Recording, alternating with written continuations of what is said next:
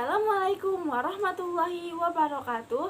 Halo semuanya, perkenalkan nama saya Anggita Dewi Mahajana, siswi dari SMK Bakti Karya Sawangan kelas 11-1 dalam bidang bisnis daring dan pemasaran. Tujuan saya membuat video ini adalah saya mendapat tugas dari Bapak Hasanul Qoti selaku guru bidang studi administrasi transaksi, di mana beliau menyuruh kami membuat konten video dalam pilihan tema atau materi sebagai berikut. Dan saya memilih tema e-commerce. Tahukah kamu apa itu e-commerce? E-commerce adalah perdagangan jual beli yang melalui jaringan internet, di mana komputer sebagai sarana untuk memudahkan semua operasi perusahaan. E-commerce atau electronic commerce ialah sebuah sistem yang di dalamnya memuat aktivitas penjualan, pembelian, serta penyebaran barang dan jasa melalui internet yang mendayagunakan sistem elektronik seperti televisi, internet, atau jaringan komputer lainnya.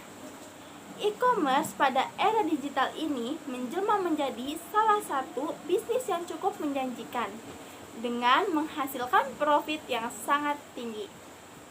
Pengembangan teknologi informasi, terutama internet, merupakan faktor pendorong pengembangan e-commerce. Internet merupakan jaringan global yang menyatukan jaringan komputer di seluruh dunia, sehingga memungkinkan terjalinnya komunikasi dan interaksi antara satu dengan yang lain di seluruh dunia.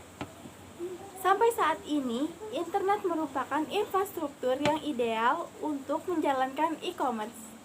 Dengan menggunakan teknologi informasi, e-commerce dapat dijadikan sebagai solusi untuk membantu perusahaan dalam mengembangkan perusahaan dan menghadapi tekanan bisnis.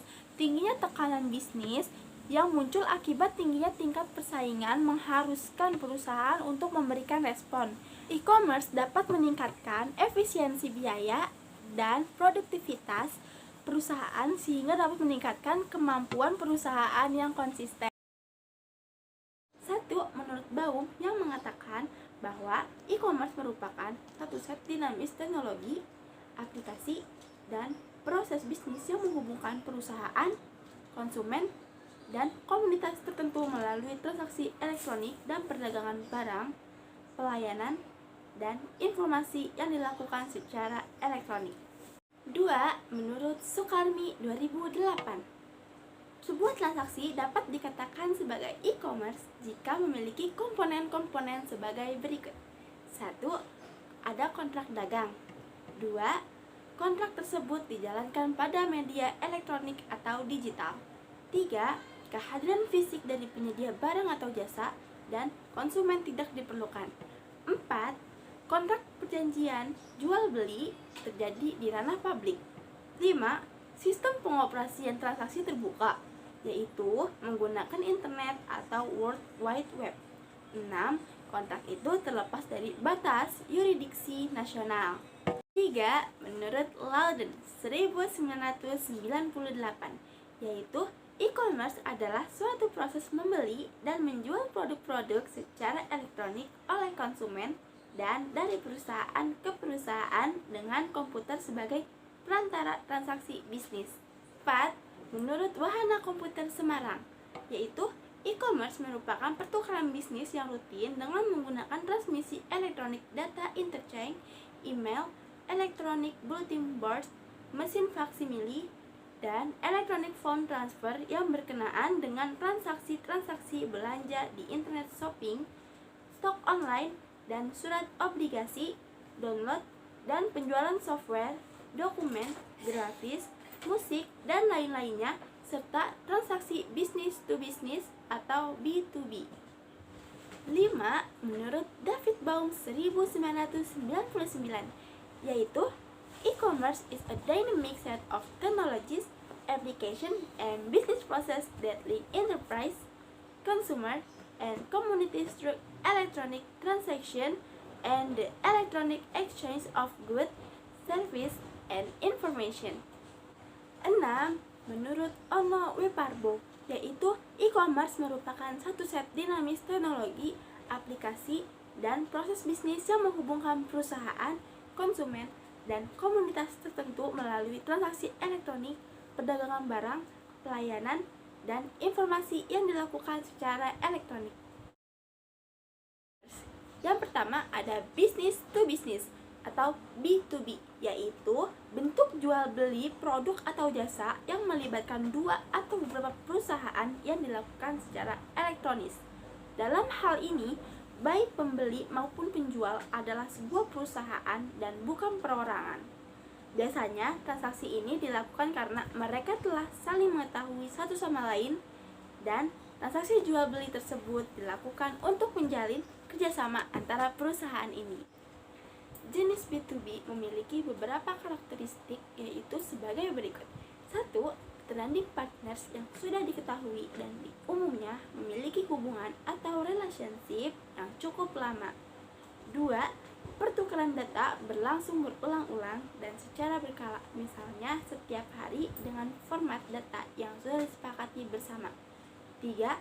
Salah satu pelaku dapat melakukan inisiatif untuk mengirimkan data tanpa harus menunggu partnernya. 4. Model yang umum digunakan adalah peer-to-peer, di mana processing intelligence dapat didistribusikan di kedua pelaku bisnis. 2. Business to consumer atau B2C ialah bisnis yang dikerjakan antara pelaku bisnis dengan konsumen. Misalnya saja, produsen melakukan aktivitas jual beli produk kepada konsumen melalui pemasaran online. Produsen akan melakukan bisnis dengan cara memasarkan produk-produknya ke konsumen tanpa adanya feedback dari konsumen untuk berbisnis ulang.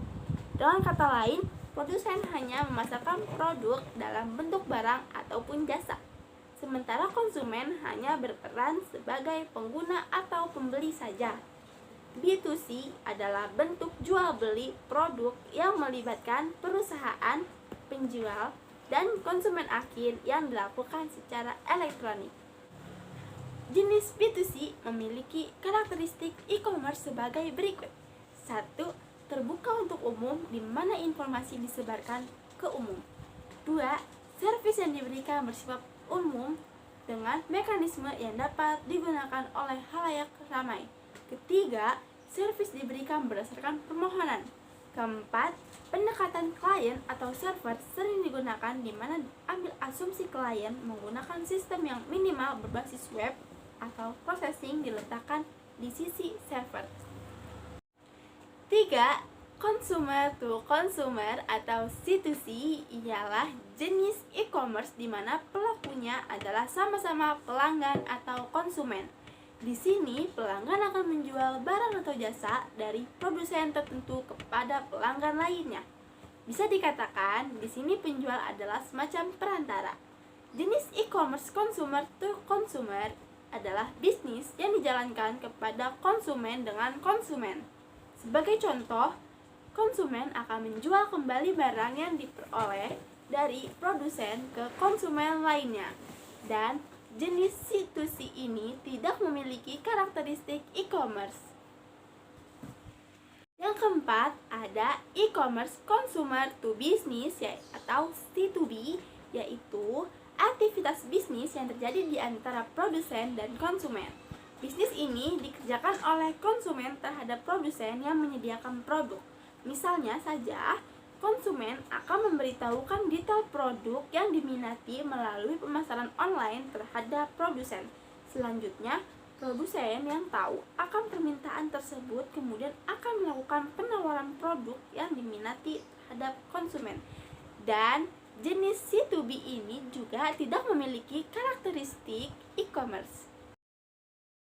Yaitu, e-commerce merupakan prosedur berdagang atau mekanisme jual beli di mana penjual dan pembeli dipertemukan di dunia maya. Faktor kunci sukses dalam e-commerce dalam perusahaan tidak hanya mengandalkan kekuatan produk, tetapi dengan tim manajemen yang handal, pengiriman yang tepat waktu, pelayanan yang bagus, struktur organisasi yang baik, jaringan infrastruktur dan keamanan, desain situs web yang bagus. Dan itu adalah faktor kunci keberhasilan dalam menjalankan e-commerce di dalam perusahaan. Dan Ada beberapa faktor dari e-commerce, yaitu antara lain: 1. Menyediakan harga kompetitif. 2. Menyediakan jasa pembelian yang tanggap, cepat, dan ramah. Yang ketiga, menyediakan informasi barang dan jasa yang lengkap dan jelas. Yang keempat, menyediakan banyak bonus seperti kupon, penawaran istimewa, dan diskon. Yang kelima, memberikan perhatian khusus seperti usulan pembelian. Yang keenam, menyediakan rasa komunitas untuk berdiskusi masukan dari pelanggan. Yang ketujuh, mempermudah kegiatan perdagangan. Jadi, itu dia beberapa faktor dari e-commerce. Jadi, sekarang kita masuk ke tujuan dan manfaat e-commerce. Tujuan e-commerce adalah sebagai berikut. 1. Agar orang yang ingin membeli barang atau transaksi lewat internet hanya membutuhkan akses internet atau interface-nya menggunakan web browser.